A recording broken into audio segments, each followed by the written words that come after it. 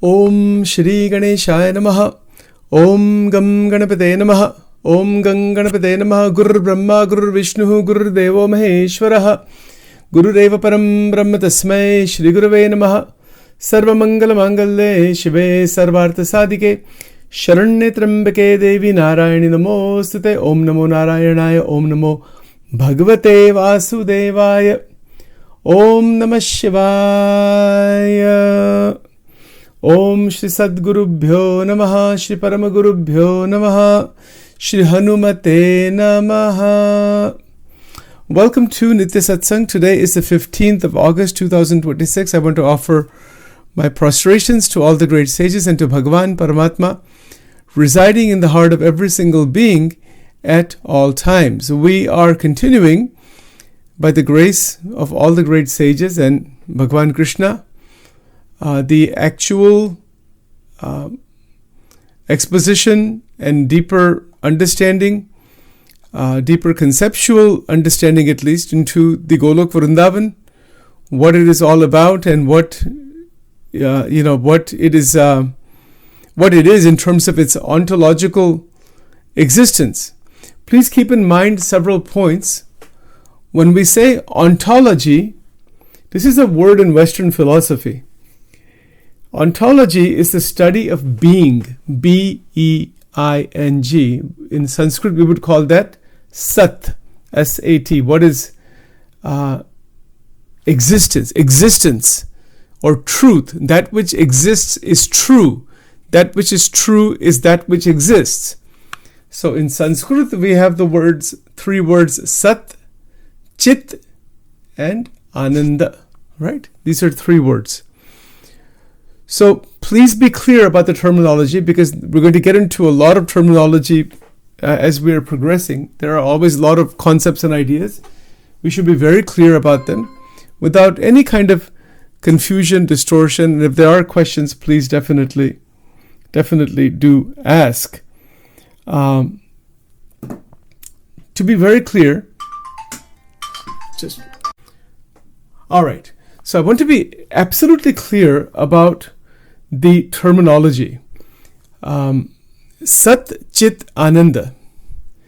Sat, the word Sat or Satyam, that is a very interesting word, because what is in our range of experience is also Satya. Our range of experience with the five senses is also Satya. Satya meaning, for example, the colors we see, the forms we see, the way that the material universe works, the principles of the material universe, physics, chemistry, biology, psychology, all those things, right? That is also Satyam. It is not something that is not real. So Chaitanya Mahaprabhuji calls that the inferior Shakti of Sri Krishna, the lower energy. Okay, so this is because it's all only one tattva. So there is that abhed aspect, almost like Advaitic aspect, but not like Advait Vedanta, because there are some differences obviously, but there is an Advaitic aspect to this. And Chaitanya Mahaprabhu calls it abhed, non-dual. So nothing exists independently of Sri Krishna. This is Chaitanya Mahaprabhuji's teaching. Nothing exists independently of Sri Krishna. Nothing means absolutely nothing and no one. And as we said before, that the Jivatma, as chapter 15, which we hear every day, it is eternal. It is Sanatana. Jiva Bhuta Sanatana. Mamai Vansho Jiva Loke Jiva Bhuta Sanatana. So the Jivatma is our actual form. But it's not a form like a material form. It's our Swarupa, who we are. And if you remember the terminology, that is called Tatastha Shakti. ठीक है, वो भी एक प्रकार की शक्ति है भगवान की, who we are. Now somebody will say, well, why does that exist? Or why is that even like that? These questions are coming from our intellect at a very limited level, which we cannot grasp any answer to that. That answer to these kinds of questions, why does the Jivatma exist? Right? Why is there Maya? There are no answers to these questions. These questions are coming from our intellect, and they are never going to be satisfied adequately, because the answers are not an intellectual answer. The question is intellectual, the answer is not intellectual. The answer is realization. Anubhav kijiye. And then the Gyan comes right inside there. So similarly, on that basis, when we are saying Sat Chit Ananda, Bhagwan Swayam is Sat Chit Ananda. Swayam meaning the actual being that is God. That is, wo bhi Satchidananda Bhagwan hai. We are also Satchit Ananda. And the abode of God, Bhagwan ka jo dham is called dham. Dham means abode. In the abode of God, Bhagwan, God meaning Bhagwan here, Bhagwan Sri Krishna, that Paramatma, that Sri Krishna, is the Shaktiman, the possessor, the source of infinite powers. वो शक्तिमान है.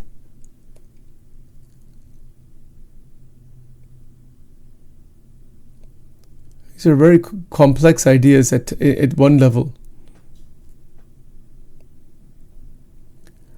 You see, so his intrinsic spiritual potency, that is called Swarupa Shakti.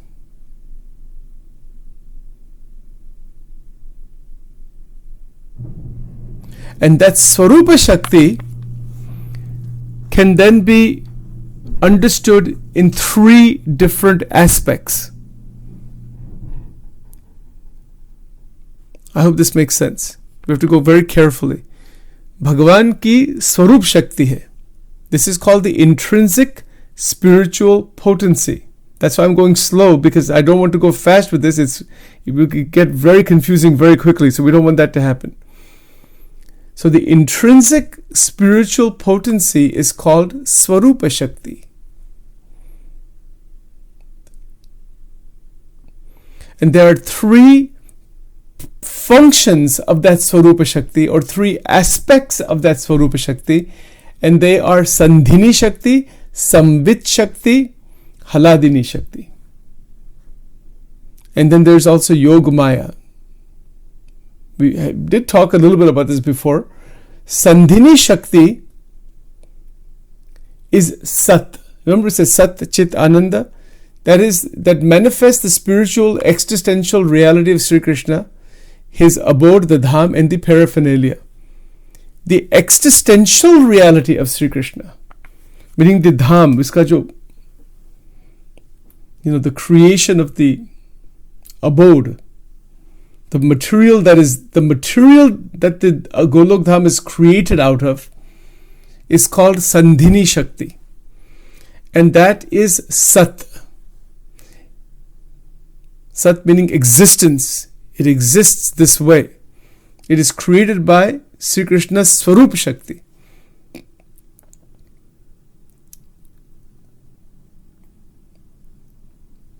Then there is the Samvit Shakti,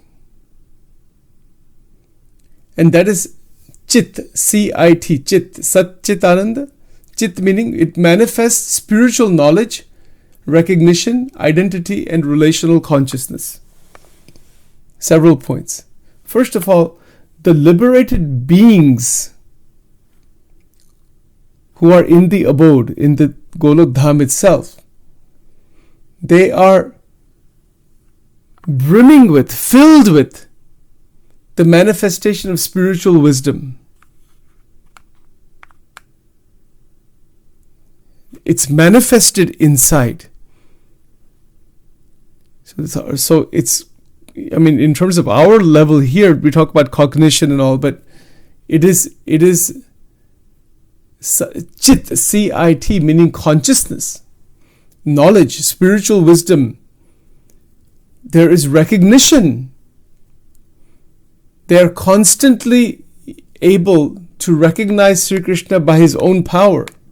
That is the Sambit Shakti. Their own identity and the relational consciousness is revealed. This is all through Sambit Shakti. And the third aspect of the Swarup Shakti is called Haladini Shakti. That is Anandam. That's the bliss potency. This manifests divine bliss, prema, and the capacity for Sri Krishna to taste loving rasa. Bhagwan Sri Krishna wants to experience that rasa of love. So his own Shakti, Swarupa Shakti, it functions as, or aspect of that is Haladini Shakti, that is Radharani. And that love is intensely experienced, because love, Bhagwan, prem hi hai na, aur kya? And Yog Maya is the Leela arranging function of the internal potency. So the internal potency of Sri Krishna, meaning the internal capacity, power, that is arranged in various ways by Yogamaya. That is so that Leela can happen. So what does Yogamaya do? Yogamaya arranges circumstances, identities, and selective non-awareness of majesty so intimate ras can operate. The majesty that is in Vaikuntha and other places, that is hidden. The muktas of Golok Vrindavan, they know about the majesty, but they don't want to see that. They are interested in the love, in the rasa. So Bhagavan, by his grace, activates Yogamaya and makes the situation inside the Golok Dham such that the intimate rasa can operate. Otherwise, the muktas would just be standing the majesty of God. That's it. You couldn't have that closeness, that kind of intimacy, that loving closeness that you would like to have. Wo nahi hota. Different kind of rasa is there, but that wouldn't be there. So it is in the scripture Chaitanya Charitamrut that explicitly identifies Haladini, Sandhini, and Sambit as Krishna's pleasure, existential, and cognitive potencies.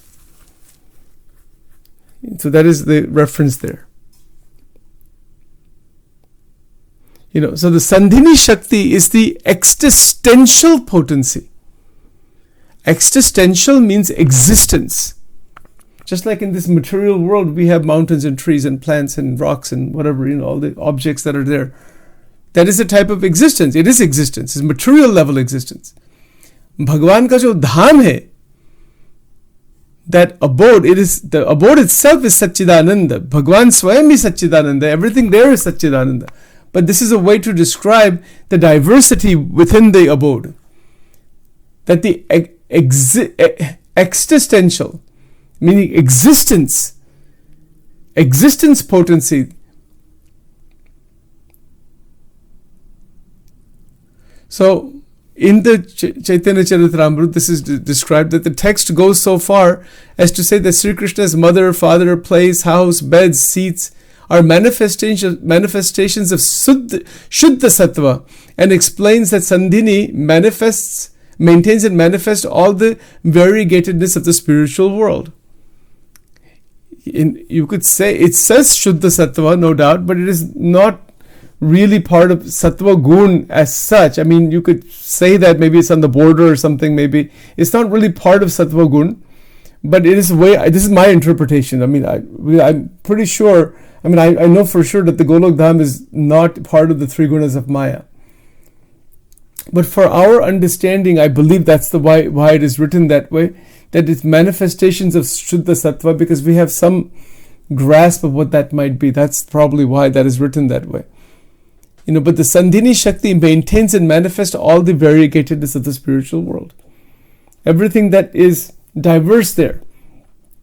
There are flowers and trees and mountains and all kinds of paraphernalia, all kinds of things they're amazing, right? But they're all divine. So that's the ontological ground. Sandhini is the ontological ground of Golok's spiritual concreteness.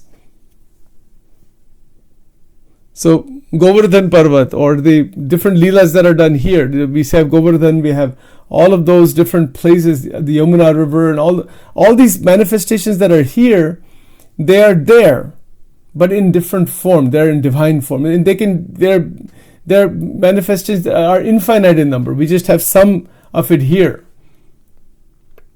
So there's so many things. There are the kunjas, the houses of Vraja, the pathways upon which Radha and Krishna walk, the seats upon which they sit, the environment in which the rasa occurs, all exist in the dimension of transcendental Sat, manifested by the internal potency.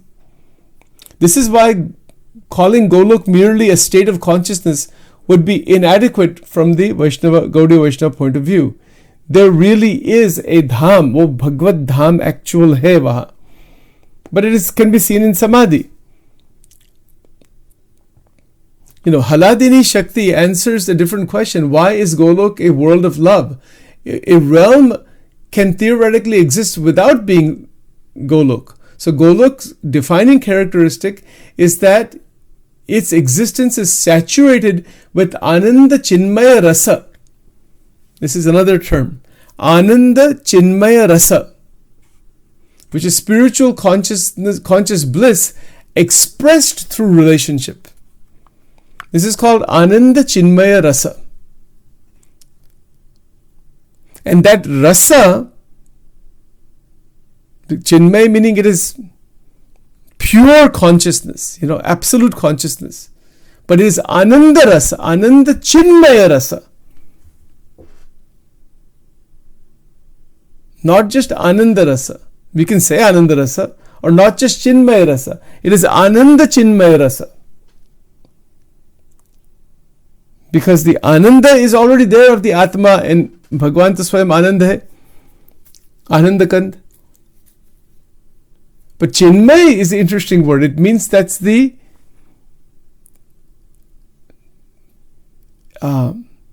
awareness, consciousness that exists for the Atma, for the Paramatma, through relationship. That relationship is what brings about the rasa. That is why Golok's defining characteristic is that its existence is saturated with Ananda Chinmaya Rasa.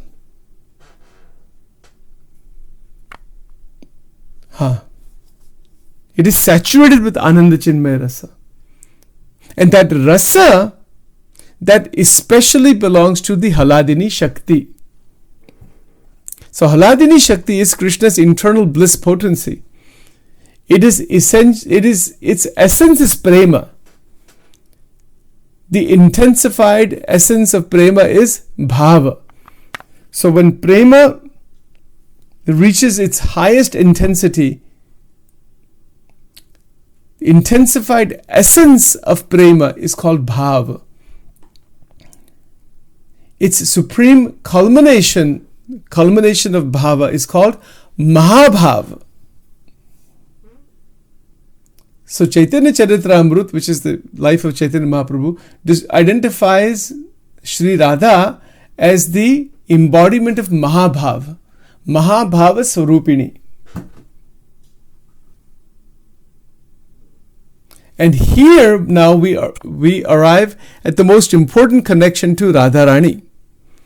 Sri Radha is not simply the greatest devotee living inside a Goloka that exists independently of her. No, it's not like that. In Gaudiya Vaishnava, in the Chaitanya Mahaprabhu's teachings, Radha is Krishna's own Haladini Shakti personified.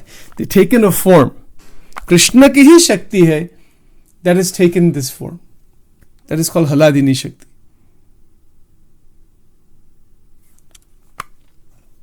Here's a beautiful verse. See if I can say it here. This is in the Chaitanya Charitamrita. Radhika hayena krishnena pranaya vikara swarupa shakti haladini nama yanharaha. I have to see the actual words. So Radhika ji is described as a transformation of Krishna's love and his internal potency called Haladini. Therefore, Radha is not ontologically foreign to Krishna, nor is she a conditioned Jivatma who eventually becomes his greatest love. She's not a Jivatma. She belongs to Krishna's own Swarupa Shakti. And that is why one of the teachings in many paramparas, like even in the Swaminarayan parampara, the teaching is to reach Sri Krishna, you have to have grace of Radha, the ideal bhakta. That is one concept. But there are other sampradayas, like the Radha Vallabh Sampradaya today in Vrindavan, Premanandji Maharaj, etc. They are Radha-centric. So their goal is Radha's worship. And they worship Radha, and the goal is Radha. Because they want to be connected with that intense love. So that intense love she has for Sri Krishna, they want that. So she belongs to Krishna's own Swarup Shakti.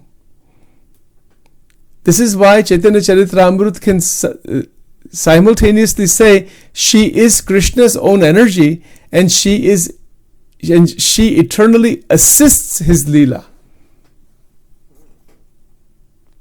So Radha and Krishna are the metaphysical center of Goloka Dhham. They are in the center of Golok. This gives a deeper meaning to the phrase Radha Krishna. So Krishna is the Vishaya of Prema. Sri Krishna Paramatma Bhagavan is the object of love. The supreme object in whom love rests and whom love tastes. It's possible to taste love. अनुभव होता है प्रेम का.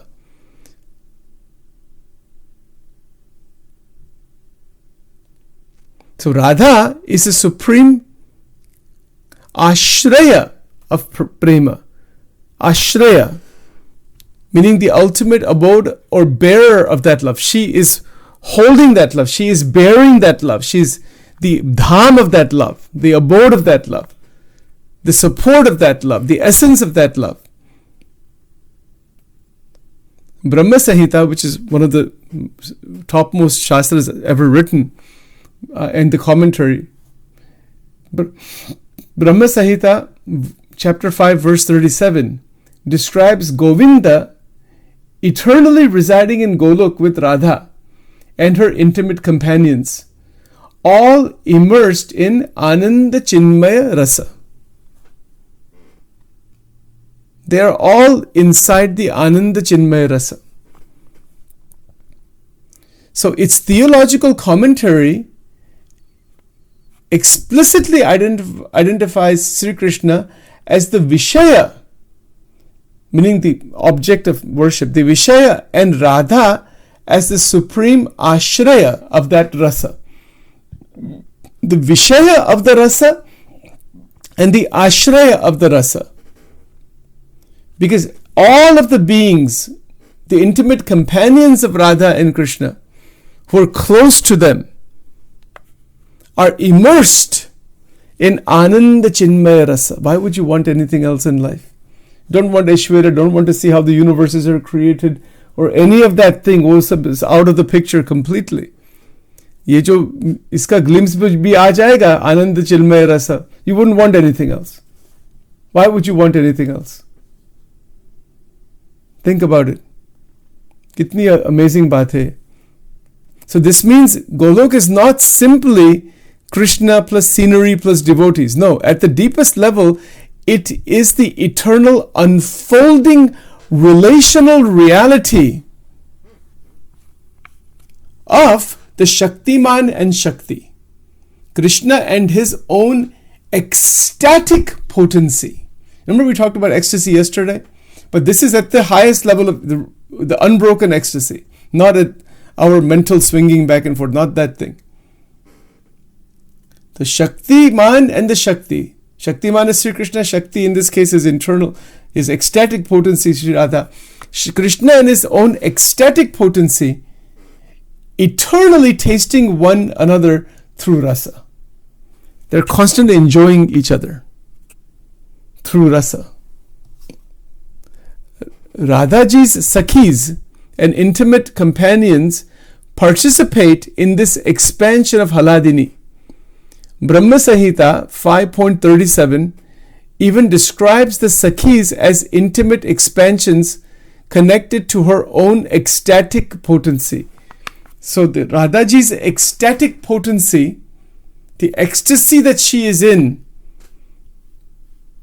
the Sakhis, these are her devotees. They're her Sakhi, meaning it's like a friendship bhav is there. Sakha, Sakhi, like that. But they're devotees, in fact, of Radhaji. Radhaji ka bhi mandir hai. Radha Krishna ka mandir hai. Radhaji ka bhi, she has his own Aishwarya and everything, her own set of devotees. Aisa sab bahut kuch hai isme. So, even those Sakhis are intimate expansions. The Brahma Samhita 5.37 even describes the Sakhis as intimate expansions connected with her own ecstatic potency. She is in intense ecstasy, which is unimaginable ecstasy. That is Mahabhav Swarupini. But her devotees, those who are connected to Sri Radha, are intimate expansions connected, meaning they are kind of like her own expansions. It's an expansion, it's like you have a generating station and then you have the electricity coming into the home. Something like that. Those light bulbs and everything. So the source is only one. The Sakhis as intimate expansions connected, they're connected, the Sakhis. Radhika ji ke jo sab Sakhi hai. Now there's so many names of them and there's so much history and all kinds of things are there. They're connected with her own ecstatic potency. And that's what they want. They want to connect with her. Then she is the Parameshwari. Radha Parameshwari. So they worship Radhaji. And in doing so, of course, Krishna is always there. So in the very emotional ecology of Goloka, where there is friendship, tenderness, longing, meeting, separation, joking, jealousy, reconciliation, service, anticipation, rasa, flute calls, kunjalila, there's all kinds of activity. It's all divine. Is not psychological activity imposed upon the absolute. It's not like our psychological. It's not that. It is Swarup Shakti in dynamic expression. I hope this makes sense. Swarup Shakti in dynamic expression. Then what does Samvit Shakti do? This is a question. What does it do? If Sandhini supplies existence, which is what Bhagwan ki internal, it creates the abode. Bhagwan ki इच्छा से उन्होंने वो सब धाम बनाया है. That is through Sandhini Shakti. If Sandhini Shakti supplies existence, then Haladini supplies bliss, love. That is coming from Sri Radhaji, that Haladini Shakti. And Sambit Shakti supplies spiritual cognition. It allows the muktas to know who they are, to know each other, and to also to see the Lord, to see the Radha, Krishna, their Leela, etc. All of that recognition, all of that cognition, divine cognition, not like, it's not through a human body. We're talking about the transcendental world. In the ISKCON tradition, they have that magazine they used to publish, Back to Godhead. I think they might still be publishing it, I don't know. But during Swami Prabhupada's time, they used to publish this magazine, Back to Godhead. That was the idea. The idea is to go back into this place, Goloka Vrindavan. Now, but something remarkable happens in Vraj. The inhabitants, meaning the liberated beings, possess genuine spiritual consciousness, yet their relationship with Krishna is not ordinarily dominated by proposition. Meaning what? He is Bhagwan, the omnipotent creator and the ruler of infinite universes. Instead, consciousness is organized around relationship. Yashoda will think he's my child. Subala thinks he's my dear friend. Radha thinks he's my beloved. The gopis do not need first to mentally strip Krishna of his divinity. Their direct relational knowledge overwhelms the practical significance of his majesty. Yes, he is the supreme person, Purushottama. It's an interesting point. The gopis do not need first to mentally strip Krishna of his divinity. It's not like they have to remove his divinity. It's not like that. Their direct relational knowledge, the intense relationship they have, overwhelms the practical significance of the majesty of the Lord. What does that mean? That the rasa is so intense that majesty is kind of out of the mind. They are aware of that, but they're not looking at that at all. That is one of the mysteries of Vraj Sambit. The perfect spiritual knowledge does not necessarily mean continuously contemplating Krishna's cosmic supremacy. That supremacy and just about the Aishwarya, Ananta Aishwarya, that is happening more in Vaikuntha Dham. This is precisely where Yoga Maya becomes essential. The highest love cannot unfold under the constant pressure of overwhelming majesty. If there's so much majestic Aishwarya coming, how can the Bhakta, the Mukta, be in that highest love? You're just in that Aishwarya Bhav. That is in Vaikuntha Dham. Bhagwan to ek hi hai, wo do nahi hai. There is no two gods, obviously, in anything, right? Kailas mein bhi Aishwarya Bhagwan Shankar ka. Us prem to hai hi. It's not like, but Shivji ke saath this kind of intimacy, it may not be possible in this way, this conjugal, this madhurya. It is more dhyan, unka jo ek swarup Aishwarya jaisa hai. You can have intense love for Shiva in the Kailas, and they love Shiva, just like the Golok Muktas love the Krishna and Radha and all. But usme kya hai? Usme it is a different kind of swarup of Bhagwan. He can manifest as per the devotee's wish. That is always true. We cannot restrict God, obviously. We cannot restrict anybody. Bhagwan can do anything. That's not the point. But this is how these bhavas and these rasas and their lila, charitra, their aishwarya, etc. comes about. Like in the Kailas, we'll talk about Kailas later on, but Bhagwan Shankar ka sab aishwarya hai wahan. It's a whole different ball game, And what is that aishwarya? Usme kya hai? How that is made? We'll talk about that later on some other time. Here we're talking about Golok, Vrindavan. So Krishna never ceases to be omnipotent. He's always, Bhagwan to ek hi hai. That is Shri Krishna, Bhagwan Swayam. Rather, Yoga Maya regulates the experiential prominence of Aishwarya. Yoga Maya regulates how much of that Aishwarya is shown. So that another truth about Krishna, his intimate sweetness, becomes dominant and prominent. That sweetness becomes prominent. Other things are hidden away. Sometimes if you go to a restaurant, particularly if it's more like a fancy restaurant, you have your regular menu, but then after all of that, the waiter or the waitress will say, would you like to see our dessert menu? This Goloka Vrindavan is the dessert menu. I hope that makes sense. It just came into my mind somehow. That's an interesting analogy. Sometimes if you go to some really very interesting restaurants, they have really like 50 items in dessert. Like, my God, so many items in dessert menu. If it's an ordinary little regular level, they have the desserts on the same menu. But baki jo specialty restaurants jo hai, and then there are places that are only dessert. They don't have anything else. Only sweets. Or they don't even sell anything else. Sweets and sweets and sweets and sweets and desserts and और कुछ नहीं मिलेगा. तो गोलोक वृंदावन ऐसा है.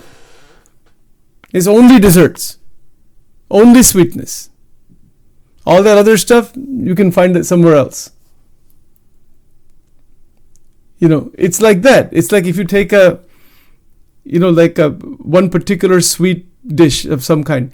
It is so concentrated, it has so much rasa, and just like how we have the gulab jamun, or we have the, rasgullas or whatever, whatever the dishes are, I don't know the names actually, but you talk about really like strawberry shortcakes or like chocolate mousse and all that.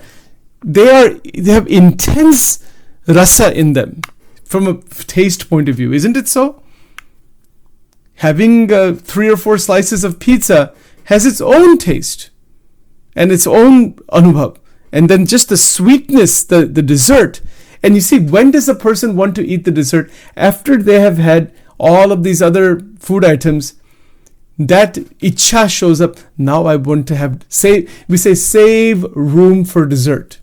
Ye sab golok ka hi expression hai, but it's at the material level. Nothing even here exists without that. Don't we say save room for dessert? Well, we can stop here with that. Save some room for Goloka Vrindavan. Okay.